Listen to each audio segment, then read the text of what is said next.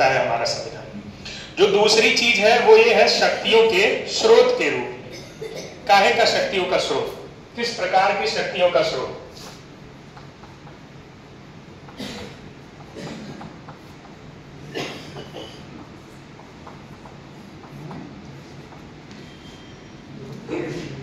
संविधान ही बताता है कि हमारी जो न्यायपालिका है, हमारी जो कार्यपालिका है और हमारी जो विधायिका है, उसकी सीमाएं क्या है और उन सीमाओं में वो अपने कार्यों को किस प्रकार से करेगा, इसकी इन सीमाओं का निर्धारण जो है वो हमारा संविधान करता है।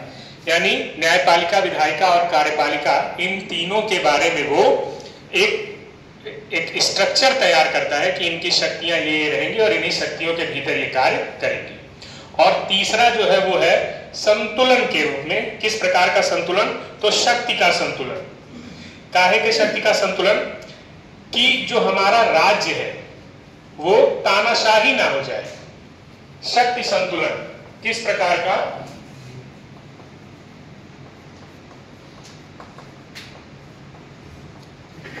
निरंकुशता को रोकने वाला।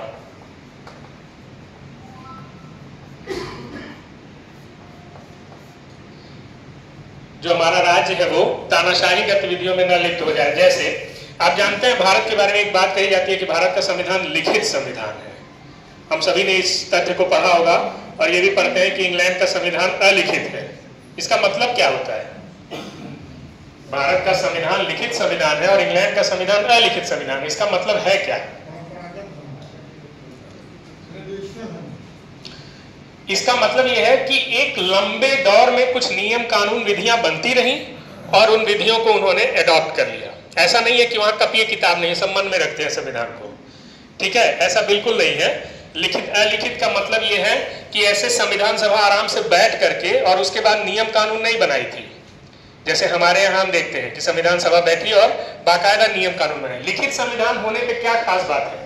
कहा जाता है कि इंग्लैंड का संविधान स्त्री को पुरुष और पुरुष को स्त्री बनाने के अलावा कुछ भी कर सकता है। इसका मतलब क्या होता है? इसका मतलब यह है कि वहां इंग्लैंड का संविधान नहीं, इंग्लैंड की संसद। इसका मतलब क्या होता है? इसका मतलब यह है कि वहां संसद की शक्तियों पर कोई भी सीमा नहीं है। कुछ भी, वो नियम कुछ भी बना सकते हैं, कुछ भी बनाया जा सकता है। वहां कोर्ट में आप जाकर के नहीं रोक पाएंगे इस प्रकार से कि ये गड़बड़ है। जबकि हमारे यहाँ क्या है, अगर संसद ऐसा कोई भी नियम बना दे जो आपके अधिकारों का उल्लंघन करे तो आप तुरंत कहां चले जाते हैं? कोर्ट। और कोर्ट क्या कहता है कि आप अपनी सीमाओं से परे जाकर के इस विधि का निर्माण किए हैं, इसीलिए to that extent this law is null and void, कि उस सीमा